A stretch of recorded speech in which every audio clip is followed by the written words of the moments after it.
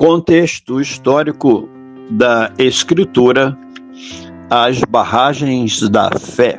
Nichiren Daishonin escreveu As Barragens da Fé no Monte Minobu em 3 de setembro de 1275, no segundo ano após o seu retorno da ilha de Sado.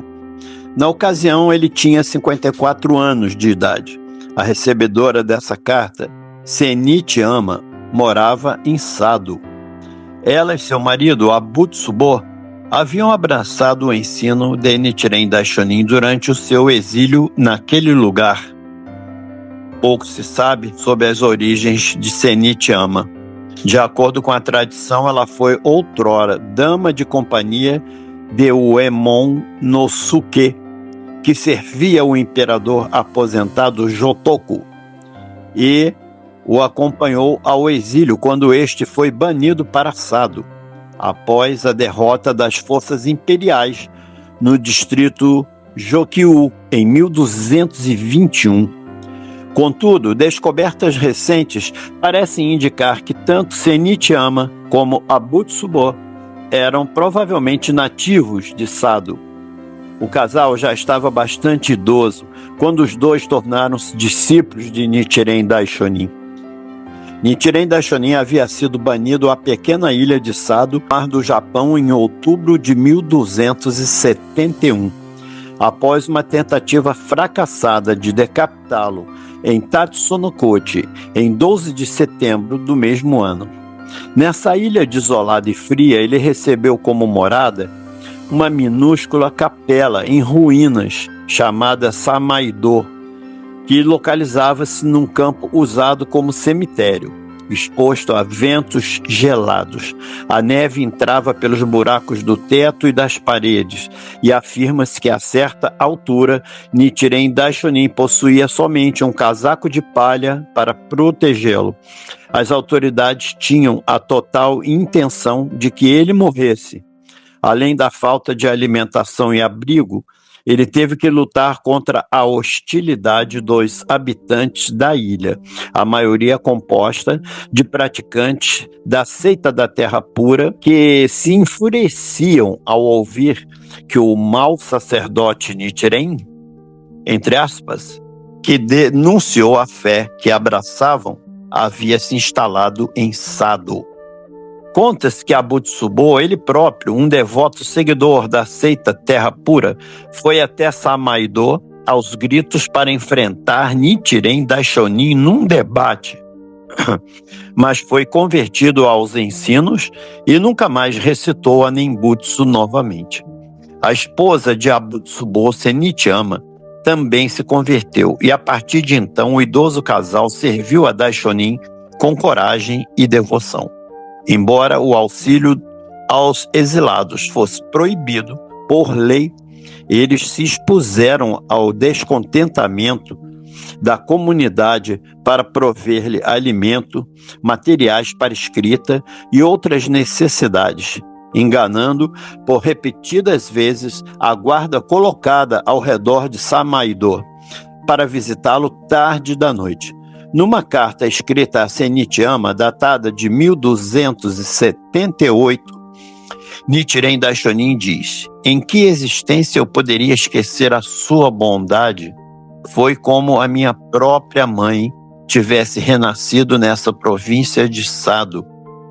Esse está no Gosho, página 1313, Gosho Zenshu. O casal continuou a assistir Nichiren Daishonin até ele ser perdoado e deixar a ilha em 1274. Eles se mantiveram profundamente dedicados à fé durante toda a sua vida e se esforçaram para propagar os ensinos de Nichiren Daishonin entre os habitantes de Sado. Após Daishonin retirar-se para o Monte Minobu, Senichi Ama enviou o seu marido 3 vezes para visitá-lo. Nichiren Daishonin escreveu esta carta especialmente em resposta à pergunta de Senichi Ama sobre como os efeitos variam de acordo com a profundidade da calúnia da pessoa. Ele explana que calúnia, infamação da lei verdadeira, seja em pensamento, palavra ou ação, forma a causa fundamental para o sofrimento e, deste modo, devemos nos esforçar para eliminá-la e ajudar os outros a fazerem o mesmo. Entretanto, embora devamos ser consistentemente rigorosos com relação a nós mesmos a esse respeito, apontar ou não os erros das outras pessoas depende de circunstâncias específicas. Em todos os casos, explana Nichiren Daishonin, devemos ser guiados pela sabedoria e compaixão. As barragens da fé, texto integral. Em sua carta, a senhora perguntou-me de que forma o efeito varia de acordo com o grau de calúnia contra o budismo. Para começar, o Sutra de Lótus foi ensinado para conduzir todas as pessoas à iluminação. Contudo, somente aqueles que possuem fé no mesmo atingem a iluminação. Aqueles que o caluniam caem no inferno de incessante sofrimento. Como o Sutra afirma, aquele que recusar a acreditar neste Sutra e ao invés disso o calunia, imediatamente destrói as sementes para se tornar um Buda neste mundo. Após morrer, cairá no inferno de incessante sofrimento. Há vários graus de calúnia. Mesmo entre as pessoas que abraçam o Sutra de Lótus, muito poucas o sustentam firmemente, tanto na mente quanto na ação. Porém, aquelas que o fazem não sofrerão grave punição, ainda que tenham cometido ofensas menores contra o budismo. A fé sólida delas expia seus pecados tão seguramente quanto uma enchente extingue pequenas chamas. No Sutra Nirvana, Sakyamuni declara: se mesmo um bom sacerdote vê alguém caluniando a lei e faz pouco caso dele, deixando de reprová-lo, de desalojá-lo ou de puni-lo pela sua ofensa, então esse sacerdote está traindo o budismo. Entretanto, se repreende severamente o caluniador, o rechaça e o pune, então ele é meu discípulo e uma pessoa que realmente compreende os meus ensinos. Essa advertência me força a manifestar-me contra a calúnia, a despeito da perseguição que enfrento, pois temo que eu possa tornar-me um inimigo do budismo caso não o faça. Contudo, a calúnia pode ser secundária ou grave, e há ocasiões em que devemos tomar pouco conhecimento dela ao invés de atacá-la. Os adeptos das seitas Tendai e Shingon caluniam o Sutra de Lótus e devem ser refutados. Porém, sem uma grande sabedoria é muito difícil distinguir corretamente as doutrinas delas dos ensinos que Nichiren expõe. Portanto, às vezes deve estar bem prevenido para deter-se de atacá-las, assim como eu fiz no Rishuan Kokuron. Reprovemos ou não uma outra pessoa pela sua calúnia, é difícil impedi-la de cometer um pecado grave.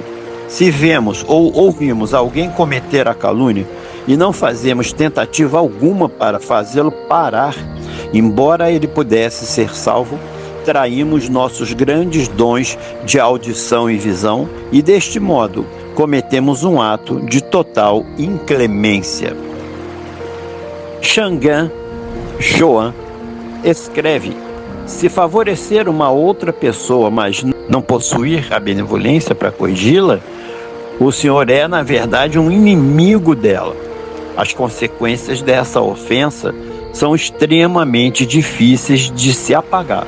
O mais importante é fortalecer continuamente a sua compaixão para salvar os outros de suas próprias naturezas caluniosas. Quando as calúnias de uma pessoa são secundárias, ela pode algumas vezes precisar ser admoestada, mas outras vezes isso é desnecessário. pois ela pode ser capaz de corrigir seus erros sem que ninguém lhe diga para fazê-lo. Reprove uma pessoa por agir contra o budismo, quando necessário, para que ambos possam evitar as consequências da calúnia. Então deve perdoá-la. A questão é que, mesmo calúnias secundárias podem levar a calúnias graves. E os efeitos que a pessoa terá que sofrer serão muito piores. É isto que Shangan, o Shoan, pretendia dizer quando escreveu: remover o mal de um homem é como ser um pai para ele. Há exemplos de calúnia mesmo entre os discípulos e crentes de Nichiren. Tenho certeza que ouviu a respeito de Ichinosawa Niudo. Em seu coração ele é um dos discípulos de Nichiren, mas externamente ainda permanece na seita Nembutsu. Portanto, estou muito preocupado com a sua própria existência e o presenteei com os 10 volumes do Sutra de Lotso. Fortaleça sua fé mais do que nunca. Qualquer um que ensine as verdades do budismo aos outros, com certeza atrairá sobre si o ódio de homens e mulheres, sacerdotes e freiras. Deixe que digam o que desejarem. O mais importante é que confie a sua vida aos ensinos dourados do Sutra de Lotso, ao Buda Sakyamuni, a Tiantai Tendai, a Myaolo Myoraku, Bengyo e Shangan Shoan. Este é o modo de praticar corretamente, de acordo com os ensinos do Buda. O Sutra de Lotso diz: se alguém ensinar esse sutra por mesmo um momento na terrível era que virá, ele receberá o apoio de todos os céus. Essa passagem explana que nos últimos dias, quando pessoas más, maculadas pelos 3 venenos, predominarão, qualquer um que abrace o verdadeiro ensino durante mesmo um curto período será auxiliado e apoiado pelos céus. Agora deve nutrir o grande desejo de atingir a iluminação para a felicidade em sua próxima vida. Se duvidar ou caluniar, o mínimo que seja, cairá no inferno de incessante sofrimento. Suponha que haja um navio que viaje em mar aberto. Mesmo que a embarcação seja construída fortemente, se tiver a menor fenda, os passageiros certamente afundarão juntos. Mesmo que a barragem entre plantações de arroz seja firme, se houver apenas uma única e minúscula racha nela, a água jamais será contida. Deve tirar a água da dúvida e da calúnia do navio de sua vida e solidificar as barragens de sua fé. Se a ofensa de um praticante for superficial, perdoe-o e o leve a obter benefícios. Se for grave, advirta-o e a fortalecer a sua fé para que ele possa expiar o pecado. A senhora é uma mulher extraordinária, pois pediu-me para explanar os efeitos dos vários graus de calúnia. A senhora é tão louvável quanto a filha do rei dragão, quando ela disse: revelei a doutrina Mahayana para salvar as pessoas do sofrimento. O Sutra de Lotso afirma: perguntar sobre o significado deste sutra será realmente difícil. Há muito poucas pessoas que inquirem sobre o significado do Sutra de Lotso. Esteja sempre determinada a denunciar calúnias contra o verdadeiro budismo, usando o máximo de sua habilidade. É de fato extraordinário que me ajude a revelar meus ensinos. Respeitosamente, Nichiren, 3 de setembro de 1275.